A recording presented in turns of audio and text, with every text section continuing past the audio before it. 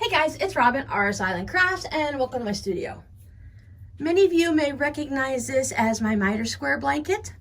And for those of you that are new and haven't seen this before, this is a project that I've been working on and off on, well, mostly off, I'd say for maybe 5 years, quite possibly 5 years. And I just got stalled on it. Every time it came around, I'm like, I should work on it. I need to work on it. I love the look and I love the scrappiness, but it is made using leftovers of sock yarn, which is a very thin yarn, and you work it with very thin needles. And it just takes a bit of time for me to make a square. The squares themselves are 2.5 inches square, of course. And they're knit on the miter, which makes them fun, and they make this little line and stuff on it, which I really love, but I just find that I will find any reason not to work on it. I love the blanket, and I want this blanket, but I can't seem to put forth the work on it right now. And I don't find enjoyment out of forcing myself to work on a project. I don't like having to... I don't mind scheduling some time and saying, okay, like every Monday I'm going to work on my socks, and every Wednesday I'm going to work on an Afghan. I don't mind that, but when I say you have to work on this project before you can do A, B, or C, it just doesn't work for me. Several of you have asked for some help, some guidance, a little tutorial on how I do my miter square blanket, because you'd love to do one yourself, but you're not really quite sure about all the different parts of it and everything, and it can be a little bit... not confusing or difficult. You just have to think through it, and once you get going, then it becomes easy peasy. And even like me, when I don't work on it for an entire year, I find it easy to come right back to it. The way I do mine, it's a really simple pattern, so you don't have to have a lot of thought into it. Some of them you have to do a lot of counting and stuff. The way I'm going to show you guys in this series is going to be an easy way for you to remember where you're at any given time. But you're definitely not going to work on this small yarn and with the tiny needles and such, but I'm going to show you the yarn that I picked up recently that it's going to make it a lot easier for me to actually finish a small Afghan for myself. I don't need anything large, just something a little bit to cuddle up with on the couch or something, a little bit of a lapgan. I'm not going to take this apart. I've put a lot of hours into it. I haven't decided exactly what I'm going to do. I could turn it into a cushion. I would have to take off these that I've already put on this way. I might just continue to square it off and make it into just a small little something that I can hang up or lay somewhere, but I'm definitely not going to take this apart. So today I'm going to just show you what yarn I chose, show you how to read a yarn label a little bit in case you haven't done that before, so that you can either go online or go to the store and purchase what you need. And then I'm going to show you what I purchased. I was thinking that it'd be nice to use a worsted weight yarn, so that we'd be using a larger needle, because this is a knitting project. There is a crochet version, by the way. I just haven't tried that yet. And then I thought, well, maybe I should do it in some pastels. I love a nice Easter pastel color palette. I know it's kind of different off of what I usually have, is the big brights and bolds against maybe a black background or something, but I also like pastels. So I went and I looked at the baby yarns, but it's like baby yarns are a specialty yarn, and they're a little bit thinner than the worsted weight, and it just seems like the store wants to charge extra because it's a baby yarn instead of just pricing it like average with everything else. So I said, all right, well, forget the pastels. Let me go wander off a little bit. And I was at Michael's and I found one of my favorite yarns. Michael's has a brand called Impeccable. Now, you're not gonna be able to buy this anywhere but at Michael's. So you can find something similar. Red Heart is the same. I'm going to show you how to see the label, but you can use any yarn you want, whether it's the same size as mine. If you want a thicker, heavier blanket, you can do it in bulky or super bulky, and you would really whip through that blanket super fast because it doesn't take many stitches when you're working with big fat yarn. So I found the Impeccable and I thought, okay, well, I love Impeccable. The baby yarn was $9.99 for a skein that was just a little bit bigger than this. And I wanted a variety of colors. So you're talking $50, $60, $70 for an Afghan. And I thought that's a lot of money just buying acrylic to make something for myself. So I wandered around. The Impeccable was on sale for $2.99. Michael's puts this on sale all the time. Just wait a little bit, it'll be on sale. And I think normally it's $3.99 anyways, and then you can use one of their coupons and get a discount. So I found this light gray, but this isn't what caught my eye. These two are what caught my eye. Thought, oh, a salmony color, and let's see if they name these. This one is called Sea Green, and this one is Arbor Rose, and my gray is Classic Gray. So this is kind of a salmony color, and this is, I don't know, sea green. It has more of a blue color to it, but I really liked that. So I thought those were really, they're close to pastel, and yet they're still a bit bright, so that was fun. So then I brought in an orange. This one is Orange Crush, and the purple is Magenta. So I thought that was really fun. So I look at, okay, so I've got the, basically a red, an orange, a purple, a blue. Well, I need a green, so I found this green. This one is Citron. See, right, Citron. So, oh, there we go. And just in case I don't have enough yarn, or in case those colors get to be a little bit too much, I purchased a second gray.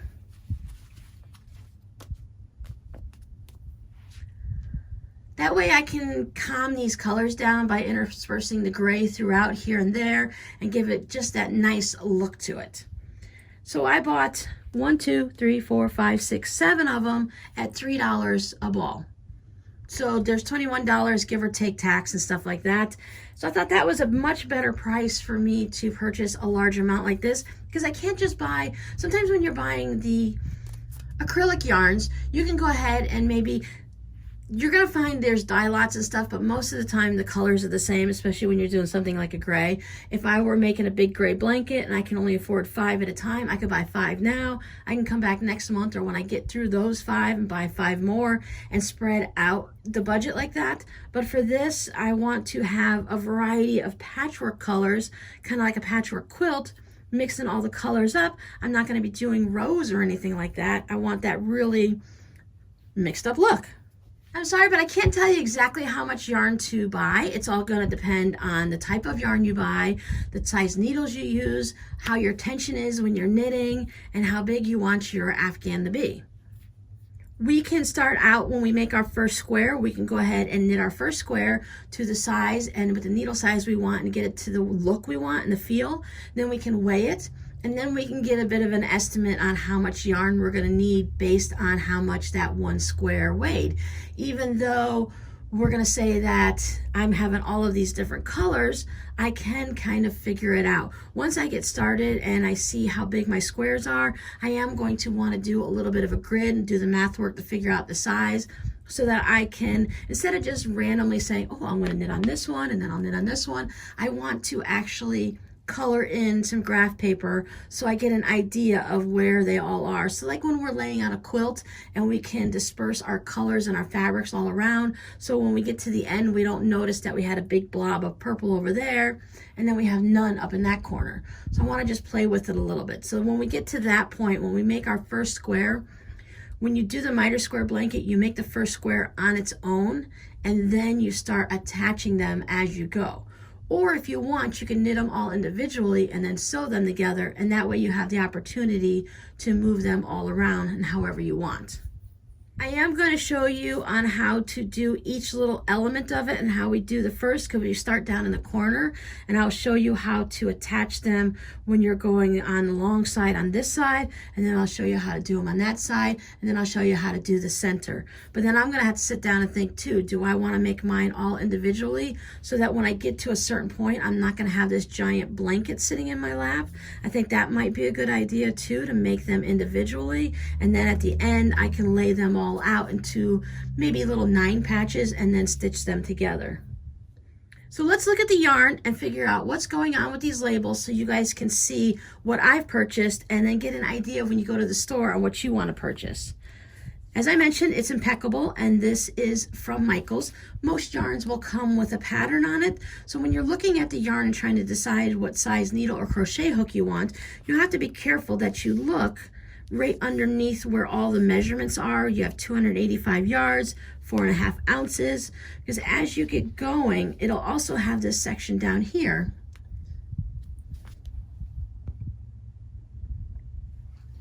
where you want to see that this says Little Pebbles Crochet Poncho. So if you're looking for the crochet hook size, you have to be careful because this one does say a J, yes, but this might not necessarily be the same size that's recommended for the yarn. All different types of patterns might use different types of yarn. The majority of the times you're going to find that this will match the recommended hook size, but we want to use a knitting needle. So this hook size isn't going to help us. So we need to come back up, and then we need to look at this section here.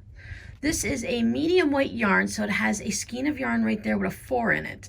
That means it's just your medium, it's your average one that's not too thick, not too thin. If you want to get a bulky, there's a 5, and a super bulky is 6, and as the numbers get bigger, the yarn gets thicker.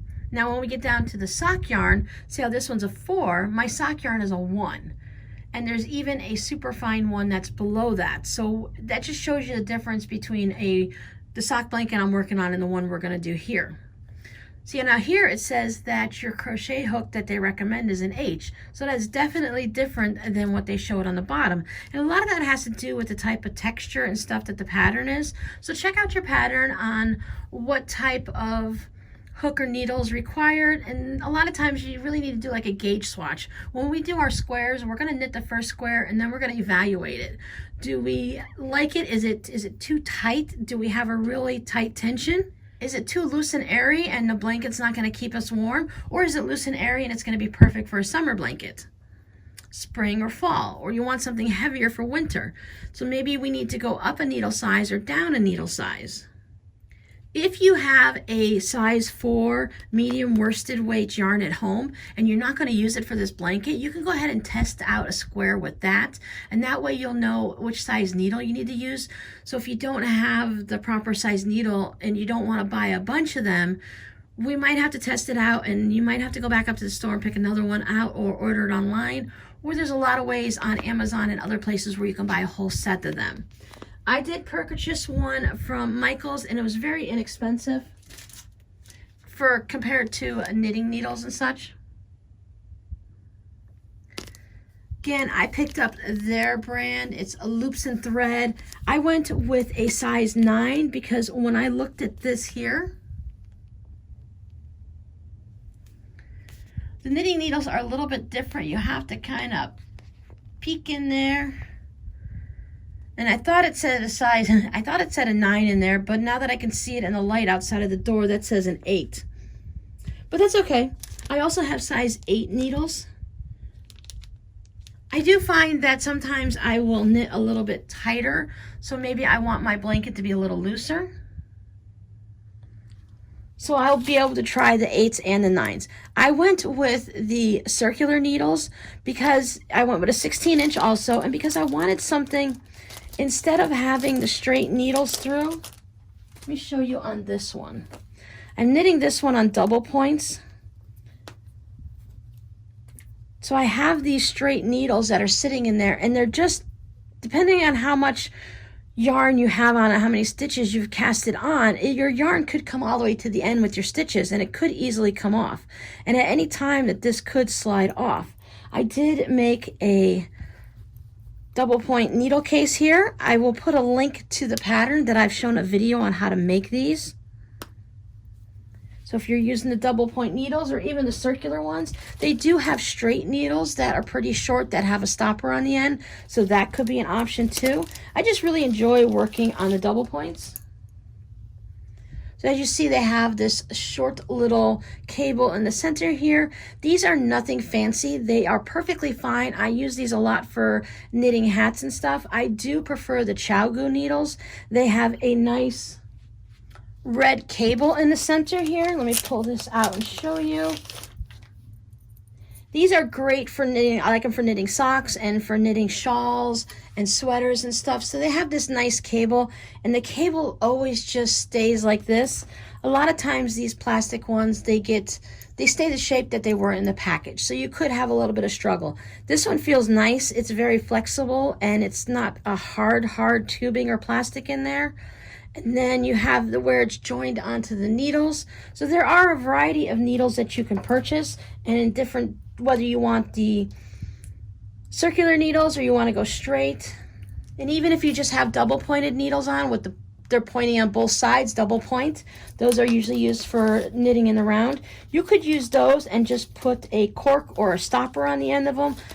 Racer you can always put into there. Get some of the air dry clay and make little stoppers for the ends so that you only have one end that's pointy and the other end can stop the yarn from sliding off.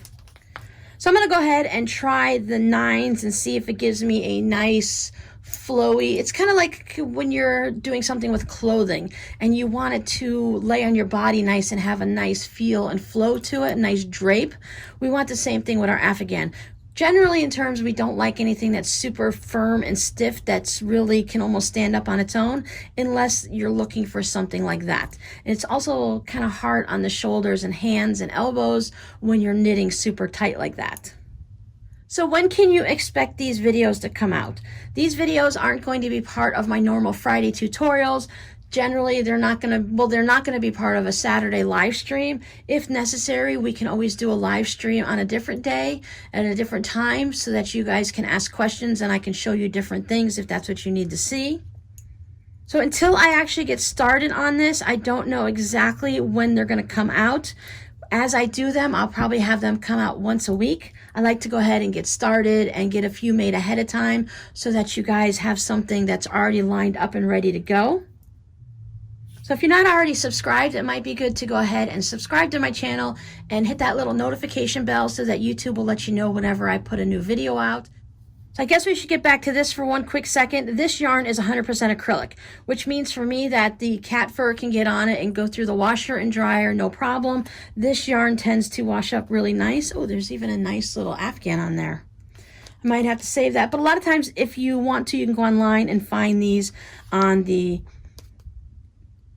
Michael's site or whatever, the loops and threads. You can look up and Google it and see if you can find some free patterns for it. They're not always just on the ball of yarn. So if you're concerned with anything, it has all of the little washing instructions here. You can't iron it. You can't bleach it, but it goes through the washer and dryer. I might have to look up what all these other symbols are. This is made in Turkey. Most yarn, it seems, is made in Turkey. The biggest thing is what you're going to need is you're going to need to choose your yarn, and they all need to be the same thickness. So if you pick up a size 4, you want to buy all size 4s. You don't want to mix a 4 with a 2 and a 6 because you're going to have your squares aren't going to line up properly. They do have the washing instructions: machine wash warm, permanent press setting, do not bleach, tumble dry low, do not iron, do not dry clean. That's probably what that is. Do not dry clean. They do have the lots, but as I mentioned, oh, this just shows that it was, looks like it was manufactured. It just seems like it says 12/1 of 2020. These are all the same. Up here, this one's got a different lot. That was 9 of 2020. Now, I don't know if 2020 is the actual year, but it just seems like that way. But they do have a variety of them. And as I said, with what I'm doing, it's going to be a patchwork blanket, so it's really not going to matter if all the colors are going to be the same. Because if I have to pick up another ball of this sea green blue, the two squares aren't going to be sitting next to each other. They're going to be in some form like this. So it's not like anything is going to be right next to each other to see a color variant. And if there is, it's not going to matter to me. It's not going to bother me. So I'm hoping to see you guys in the next video. I hope you guys want to join in and make a miter square blanket, or just kind of hang out with us and see our progress as we go. So remember, I have a link down below. We have a Facebook group for RsIslandCrafts. So if you want to show off your yarn purchases and which ones you decided to go with, or ask any questions, you can ask down below in the comments. You can ask in the Facebook group, or you can go ahead and send me an email. You can also tag me on Instagram if you want to use the hashtag RsIslandCrafts, and that'll pop up and we can all see your yarn choices over there also. So I'm hoping to see you guys next week, where we're going to start with our very first bottom right hand corner square, and then we're going to work our way from there. So thanks for hanging out with me, and I'll see you guys next time. Bye.